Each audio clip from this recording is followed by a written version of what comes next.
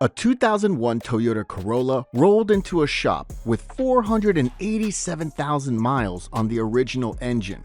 Original pistons, rings, valves. The engine ran so quietly, the mechanic thought the odometer was broken.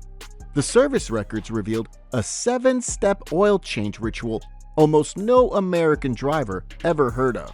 Today, I'm breaking down every step. And step 4 is the single and most important thing that you can do to prevent engine wear. Why standard oil changes are failing your engine. Before the method, you need to understand what's going wrong at every quick lube shop in the country right now. First, they drain your oil cold because it's faster for their throughput. But cold oil is thick. It clings to every internal surface. When a tech pulls the plug on a cold engine, roughly 10 to 15% of contaminated oil stays trapped in the galleries and valve train. That contaminated oil mixes directly with your fresh synthetic the moment you pour it in, meaning your new oil is already dirty before you leave the parking lot. Second, they install a bone-dry filter. When you start the car, the engine runs without oil pressure for those first critical seconds, while the pump struggles to fill that empty filter. Over 200,000 miles, those dry seconds add up to hours of metal-on-metal contact. The Japanese method eliminates both of these problems completely. Step 1. The pre-flush protocol. With the engine completely cold, add 1 quart of fresh, high-quality synthetic oil directly into the existing oil. Sounds counterintuitive, pouring clean oil into dirty oil. But this is pure chemistry, not waste. That extra quart dilutes the old oil and suspends microscopic metal shavings and carbon deposits that have settled at the bottom of the pan. Think of it like rinsing a dirty glass with clean water before the real wash. You're loosening what's stuck before you drain everything out. Start the engine and idle for exactly 5 minutes. Not 3, not 10. 5 minutes is the sweet spot. Enough to circulate the diluted mixture and loosen sludge, but not enough to bake contaminants back onto cylinder walls. Turn it off, wait 10 minutes for the oil to settle, and move to step 2. Step 2. The high temperature drain. This is where the Japanese method completely breaks from standard practice. You never drain oil from a cold engine. After the pre-flush, take the car for a 10 to 15 minute highway drive. You want that oil at full operating temperature. Heat reduces viscosity. Hot oil flows like water and carries contaminants out of narrow passages that cold oil simply can't reach. Park on level ground. Idle for 2 minutes to stabilize pressure. Then, carefully pull the drain plug using gloves. This oil is hot. The difference is visible and immediate.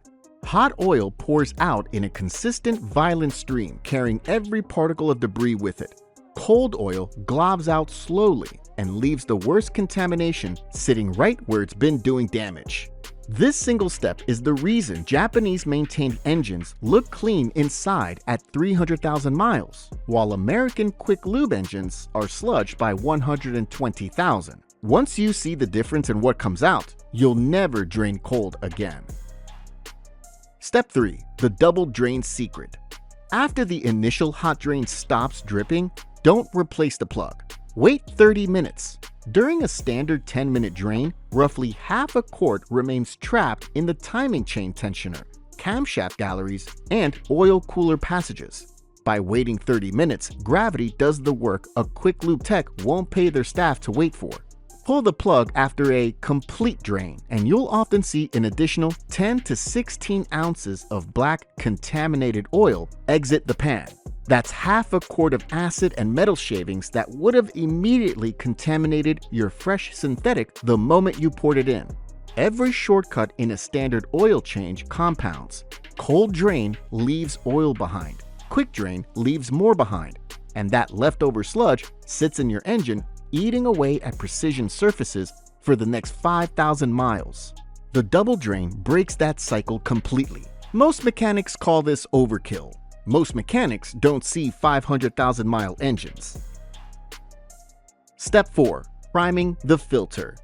This is the step I told you to watch for. The single most important thing you can do to prevent engine wear. Japanese mechanics never install a dry filter. Fill your new filter about 70% with fresh oil.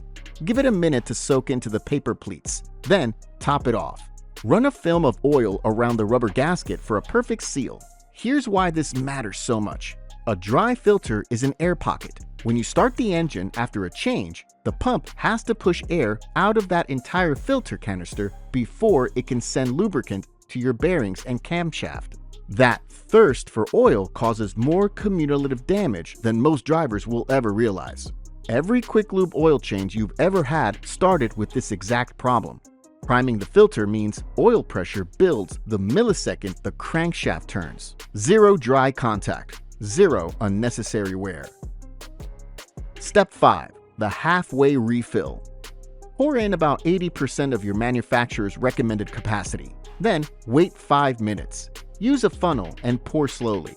Give the oil time to settle so your dipstick reading is actually accurate. The target isn't the max line. In the Japanese method, you aim for exactly halfway between the low and high marks. Overfilling is just as dangerous as underfilling, and most drivers don't know this.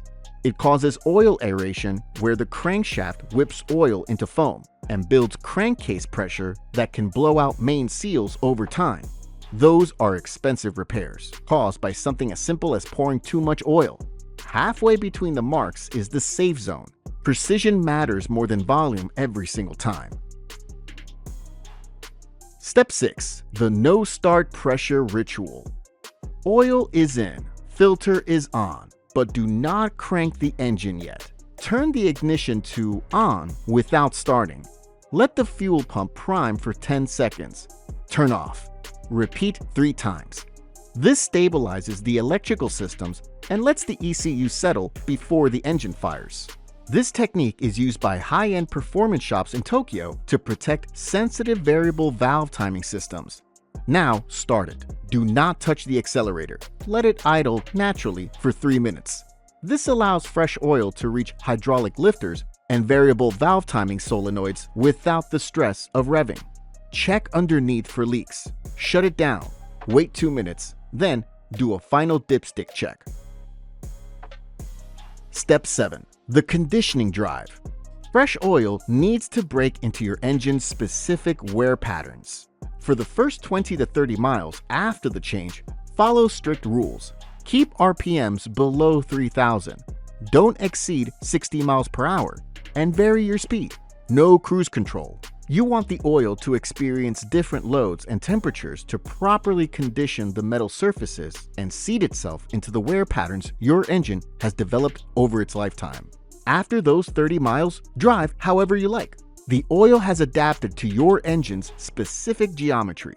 This is the step most people skip because it feels unnecessary, but it's the difference between oil that sits on surfaces and oil that truly bonds with them. Patience here pays off for the next 5,000 miles.